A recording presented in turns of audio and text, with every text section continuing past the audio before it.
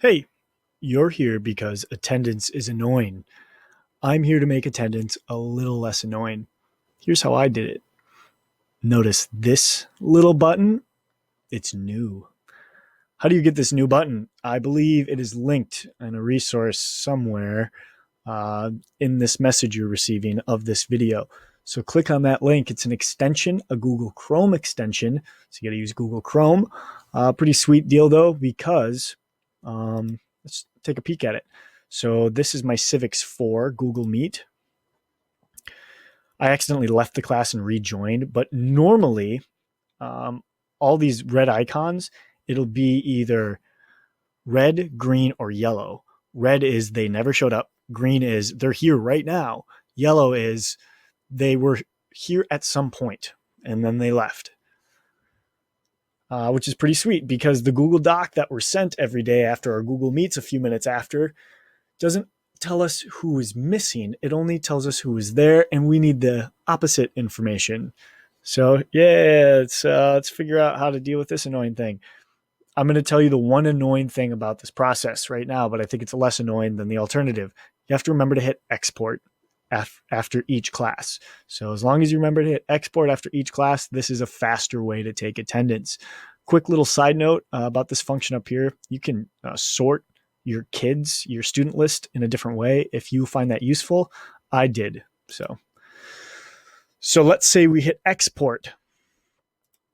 Export will bring you to something like this. As you can see, I had the very rare experience of only having one kid absent.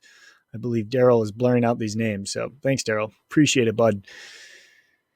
So as you can see, actually you can't see, they put, when you first copy and paste your student roster into this, which I will show you in the second half of this video, how to get a student roster, they put the first and last name in the first name column. That's weird, but when you export it for the first time, it will automatically figure out that, oh, this is a last name, and they'll move it from the first name column to the last name column, just so you know. And it also tells you the amount of minutes that they were in the class for.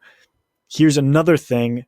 Give it a couple minutes to do its thing. I believe it waits until you get emailed that the Google Doc of attendance until it can update. So when you export it for the first time, it might show that everyone is absent. It might show a red N on every student. It's because it needs time to grab information from that email of the Google Doc attendance. Okay, so don't freak out if it says N's across the board. Give it a few minutes.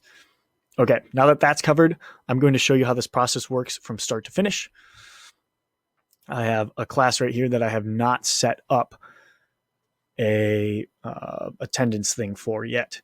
So when you hit join for the first time, you'll see this screen in the middle. You won't have any classes. You'll hit add class, name your class something. Then I already have my student roster copied. I'm hitting Control V to paste it. Here's all my students. Save, and you have to click on that class. Every time you start a class, click on the correct class, select, and then right here is that nifty button, and it'll show all your students right here. And if you don't have any students in here, all these icons will remain red after your class. Don't forget to hit export, and it'll bring you to a Google Sheet, which is, they save it, just so you know, by default on just your Google Drive, not in any folders. It's just in your like home base Google Drive. Okay, now that we are done with that, I wanted to show you how to get a student roster for those of you that do not know how to get one. If you know how to get a student roster, you can get out of here.